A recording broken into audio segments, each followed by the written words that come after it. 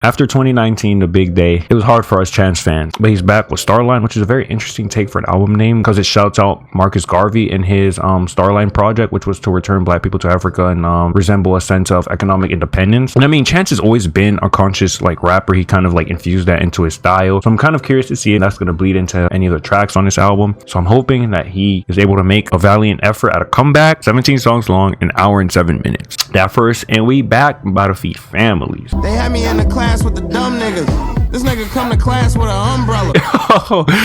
Bro said they used to have me in class with the dumb niggas. This nigga came to class with an umbrella. What's wrong with that? What if it was about to rain later that day and he just came prepared? Like, black people will cook you for the craziest things ever. Got a chain on now, Carl, you can't touch this. I got a chain on now, Carl, you can't touch this. Ain't nobody snatching Chance's chain. Shout out to the fact that they still ain't signed us.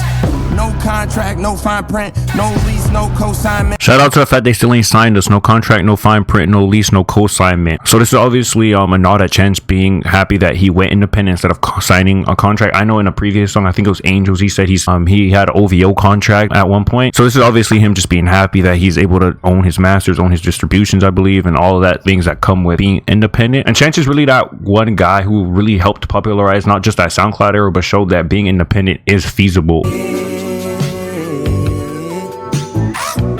Oh man, hearing that brings back memories, man. But if they wanna fight, if you play alright. Yo, Chance has always been a great singer, even going back to like Juke Jam. We used to roll at the rink.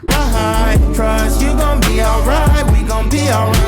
Part of the reason why I love this chorus is not only is he just saying just trust him, we gonna be alright, but it's also a nod back at Alright by Kendrick. And for those of y'all that don't know, Alright served as a very big song and pivotal moment in the black community, especially in the face of like police brutality and discrimination and systematic racism. So this is bringing me back to that time. You know, I did tell y'all Chance is a bit of a conscious rapper in himself. Jamila Woods, yo, this is like way throwback to Blessings off Coloring Book. I'm going to praise him. They say Shy don't dance no more, and the little kids don't got a chance no more. They say Shy don't got a chance no more, and the little kids don't got a chance no more. What has happened to Chicago in the past like decade and a half is so sad. Obviously, you have social media personnel like DJ Academics who have kind of warped the script on like the dangers of Chicago and have coined the phrase Chirac. But what a lot of people don't understand is that these people just never had a chance. They're not given the adequate resources. They're not given social reform. They're not given programs. They're not given just opportunities to succeed in life. And it's just so sad that people see like the system that has been built against them work in that capacity, and they're still gonna blame the people. Man, shout out Chicago. Y'all know I've always been a fan of Chicago.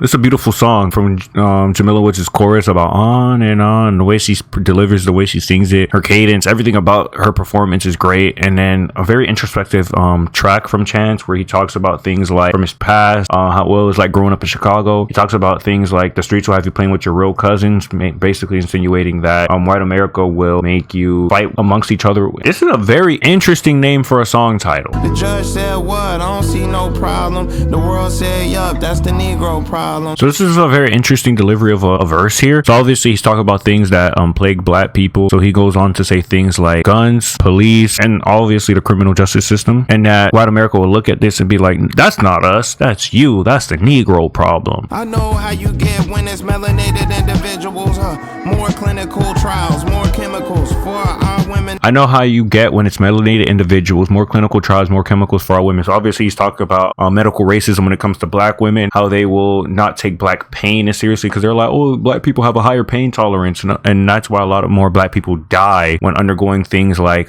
childbirth or things in general when they need medical examinations or medical attention. Drapetomania, it was coined by racist people back in the 1800s to say for those black people that wanted to escape slavery that they were crazy because slavery was actually beneficial to black people, which is a crazy concept to begin with. Not only were you abusing black people, you stole them from their countries, you put them on ships in chain, you forced them to work free of, they would buck break black men, which is when they would sexually assault and rape black men to insert dominance. They would feed black babies to alligators. They would use black people's skin as furniture. They would use black people's hair as insulation for their clothes. The list goes on. That's not even touching the surface of it. So to say that black people who wanted to escape that life were crazy and that in fact was beneficial to them is mind-boggling. I got a now with no serial number. I call it playing hard to get. I got a now with no serial number? Is this him admitting to illegally getting a gun?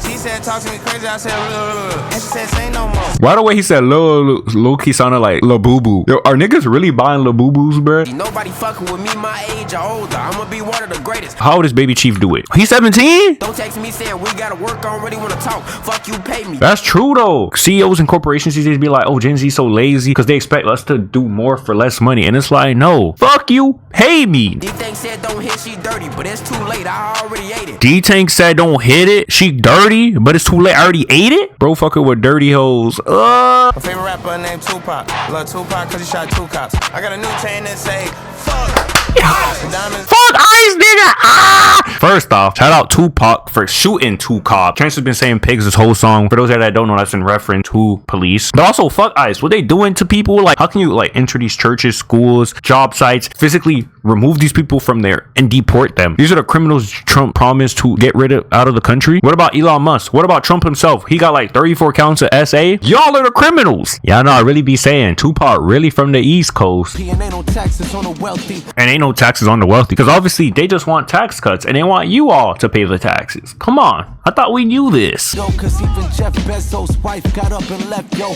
To be fair, she left him because he was cheating, and then the Saudis got a hold of like the text messages and the pictures and shit and threatened. Like, bro, that whole situation was just wild. My communication abysmal like it was Pepto-Bismol, but he said it was abysmal. It's nice seeing Vince and Chance back together rapping. Interesting to see this song on here because this song's like 2 or 3 years old, but maybe the rollout for Starline started a little earlier than I anticipated. But when the bread get low, like 4 loaves in a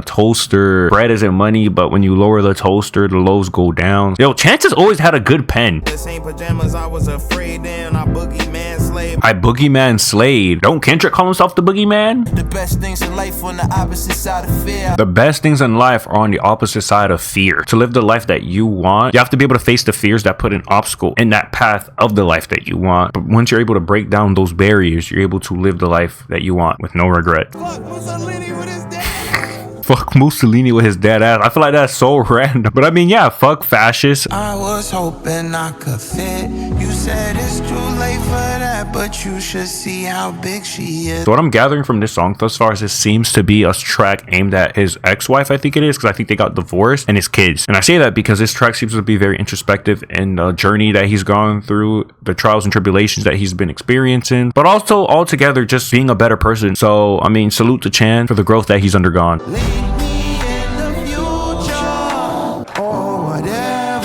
That Chance is saying death is a fate that everyone must experience, but he has finally made his peace with it. And this is evidenced by lines like, and death is really nothing different from the norm. And everybody at the end get what's coming for him. Gun in your purse! Bro, imagine like a cutie patootie with an actual gun in her purse for real. You feel me? You pull up on her, bang, bang, bang. Shit, all right, you got it, sweetheart. Like imagine a cutie patootie like this just popping you, bro. Put this gun in your purse. Sometimes it'll get bad. Sometimes it'll get worse. No, actually though, sometimes it does get bad. You never know what you got to defend yourself against. There's gonna be individuals in general, like they might try to do something, so better be safe than sorry. Them niggas gonna die first. Them niggas gonna die first. I'm getting you before you get me. Feel me? That's why Jordan Poole got knocked out. He think it Draymond not like that. But the moment I feel any altercation happen, you're getting popped. Feel me? I'm not giving you any opportunity to get me first. Niggas be like, oh, you swing first. Hell nah, I don't swing in first. Y'all remember when Aang was trying to go into the Avatar state and Azula just bang? I'm not letting you power up. I'm getting you before you get me type shit. Teach how to aim, can't teach how to shoot. Teach about the game, can't teach how to hoop. Swipe through the lane while you... Hold on, Chancellor. I was not expecting this flow. You kind of going crazy. You're like a freak elite. AK squirt. Just like a freak elite. AK squirt. AK squirt is insane. Sit on that phone when I squirt? Oh, Lord. Believe it or not, I don't know how I feel about this song. So I genuinely like Chance's performance, but these were pretty weak contributions, I feel like, from Young Thug and TiaCorine. I don't know, I feel like they just didn't add anything really to the overall song. There's gonna be frustration in this white man's game. Obviously, as a black person, you're gonna face difficulties living in white America just because of how the patriarchy in the system is set up. For things simple as weed, they gonna lock you up. Like I seen they locked up Glorilla because her house got broken into and stolen from, and they locked her up because she had weed in her crib. What? She came home crying, said, I'm tired of these crackers. I'm tired of these crackers. I ain't gonna lie, Chance. Your mom was based. My hand, just full of bullets. I'm flipping a bird. It's a plane, so don't give a fuck in my hand. Because when you stick the middle finger, that means you don't give a fuck. So he's saying that's what he got in his hand. Not a fuck to give. Like my girls, like we homegrown. Pheno sounds so angelic. All my weed be strictly meds. All my weed be strictly meds. Weezy, why are we lying? Give me a 3 cap to cover up all these. You know what? Chance gave me a 3 cap. Chat, we are officially back. And I had to have it in hiding ever since the big day. Why couldn't Lil Wayne rap like this on the Carter 6? It would have been infinitely such a better album if he did, bro. Sundown town, you turn around, right round. Fight for your life. Sundown town, you turn around, right round, fight for your life. Sundown towns were areas of the United States where if the sun were setting at a certain time, and if you were black and outside around that time, white people would literally come and kill you. So he's not wrong when he said you gotta fight for your life. I say a little prayer with my hand on my heater. I say a little prayer with my hand on my heater. Imagine Chance trying to threaten you saying he got a gun on him. I know you're from Chicago, don't get me wrong, but Running right by, I'm waving by. Heads up on your right. I like the beginning of the second verse here. He came on with a lot more energy, came on with a nice little flow. He's matching the tempo with a beat. I liked it. Oh, you wanna cry in a Toyota? Or you wanna cry in a Rolls Royce? It's always funny to me when rich people try to call us broke, or you want to cry in a Toyota. Like, what's wrong with a Toyota? It reminds me of Run This Town when Ye was like, what you think I rap for to push a fucking RAV4? Like, damn, like I was driving a RAV4. And this year's too damn fine award goes to, damn, this is my award. This year's Too Damn Fine award goes to, and he gives it to himself, calling himself Too Fine. I guess Chance my evil twin. I'm pretty, the mirror's got a crush. You feel me? I do be that pretty motherfucker. Need just enough water to bathe in, just enough water to cook with. So what's very interesting about this first verse here, how it starts, is that he uses water, which water could be a metaphor for a lot of things that people need to survive, like love, shelter. But I like that he uses water because water is such an imperative and integral part of the human life, and it's something that we literally need to sustain ourselves. So it's powerful that he used water here, but it's also very powerful that it could be many other things as well, and it could just be a metaphor for whatever you are struggling with in your life. We need enough water, we could boil this crack. We need enough water, we could boil this crack. This is something I expect from like a Pusha T chant. I make you my heart. I haven't heard Jazmine Sullivan in so long, since 2022. Go bad, sis. We miss you. I still get tweets saying I miss when you was not sober. That's so sad. I still get tweets saying I miss when you was not sober. You should actively want Chance to better his life and himself, not him to stay in a vicious cycle. What happened when a star doesn't burn, a dream deferred? What happens when a star doesn't burn, a dream deferred? Harlem by Langston Hughes. So shout out to that. That's my favorite poem of all time. Langston Hughes talks about what happens to a dream deferred, and he basically gives a bunch of different reasonings, and he ends it off by saying who knows. But essentially the point of the poem is to say you should not push your dreams to the side because it could be harmful to you, and it was directly targeted towards black people to tell them make sure you pursue your dream.